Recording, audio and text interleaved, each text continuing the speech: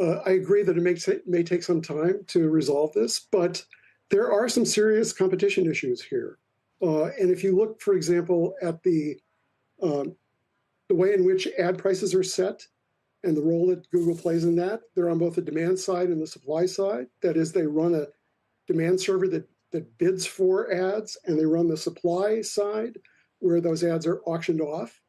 And the UK Competition Authority in 2020 concluded that they were using their dominance in this area to exclude other people who might be competing, either running demand-side servers or running supply. That is, the UK Competition Authority said that they were denying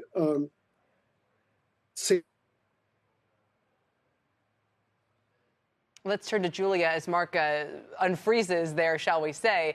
It's kind of ironic, Julia, that all this is happening on the same day. And it harkens back, I think, a little bit to the Microsoft Activision issues as well. How much is this about Live Nation, and how much is this about the climate in D.C. in general towards deals right now?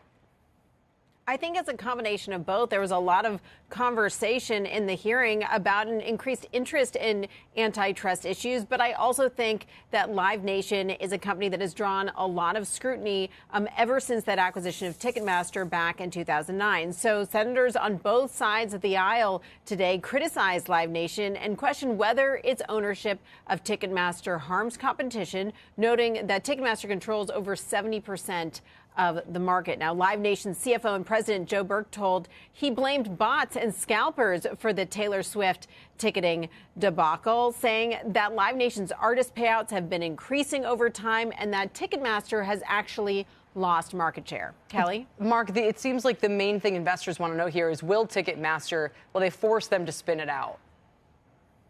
Always hard to predict how litigation will go, but I think that there is evidence going back to 2010 that antitrust enforcers are really concerned that Live Nation would use its control over promotion to advantage its ticket business. In 2019, DOJ found examples enough of Live Nation doing exactly this, that they revised the settlement and said they were going to impose fines for further instances of this kind of behavior.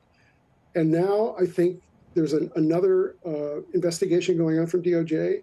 And if they turn up more evidence of this, I think they might well ask for a structural remedy, which would mean divesting Ticketmaster. Julia, what are you hearing? Do you think that would happen? Well, there was definitely a call to break up Ticketmaster from some of the senators today. Amy Klobuchar is saying that what you're seeing here is a perfect example of a monopoly. But I do think that we have to look at the fact that this deal was approved in 2009, and there is a consent decree, and Live Nation agreed to certain policies, to the fact that they would not be have any sort of retaliation against the venues that decided not to go with them and to go with a different ticketing service. And I think the question here really is there compliance with the consent decree? And if not, what are the remedies going to be for that? And then I do think in general, yes, there is a call to break up Live Nation, but we'll have to see if there's anything that may be an intermediary step before they get to that. Because I think this is a very complex situation, could have a solution other than just breaking it up. All right. And before we go, Deirdre, for Google shareholders who appear not terribly concerned, even after they heard Mark addressing there, do you think this could turn into a bigger long-term headwind in the sense that it's a distraction at the very time they need to be sort of rivaling Microsoft with their AI investments, for instance?